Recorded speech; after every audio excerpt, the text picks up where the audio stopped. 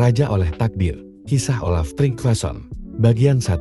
Anak yang lahir dalam badai. Pada suatu malam yang mencekam di ujung musim dingin, ketika langit Norwegia diliputi awan kelabu dan ombak laut utara mengamuk tanpa ampun, lahirlah seorang anak lelaki dari garis keturunan raja yang telah punah. Ia adalah Olaf, anak dari Tryggvi Olafsson, seorang raja kecil di Viken yang terbunuh sebelum putranya sempat melihat dunia.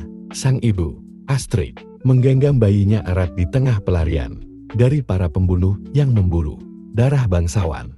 Astrid tak memiliki kerajaan, tak punya pelindung, hanya keberanian dan cinta keibuannya.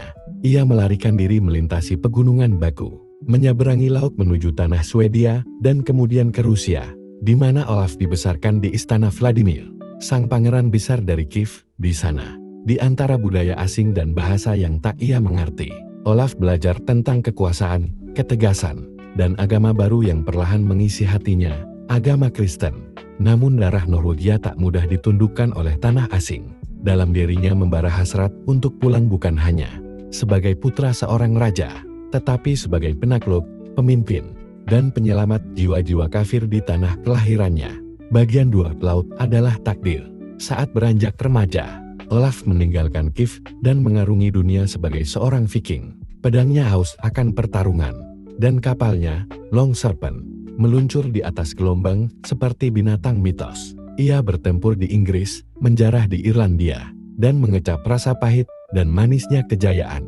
Namun pertemuannya dengan seorang biarawan Kristen di kepulauan Scilly mengubah jalannya hidup.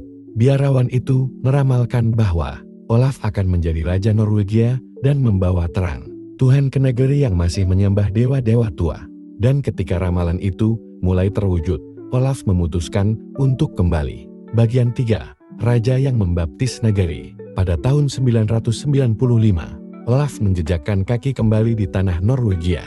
Raja Harald Greatlock telah gugur, dan tahta kosong mengundangnya. Dengan kekuatan dan karisma yang luar biasa, Olaf merebut kekuasaan dan dimahkotai sebagai Raja Norwegia. Namun tugas terbesarnya bukanlah memerintah, melainkan mengubah. Ia mengayunkan salib sebagaimana ia mengayunkan pedang.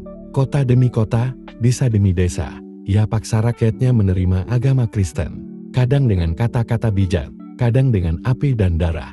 Ia menghancurkan berhala, membakar kuil, dan membaptis rakyatnya di sungai-sungai yang sebelumnya suci bagi para penyembah Odin.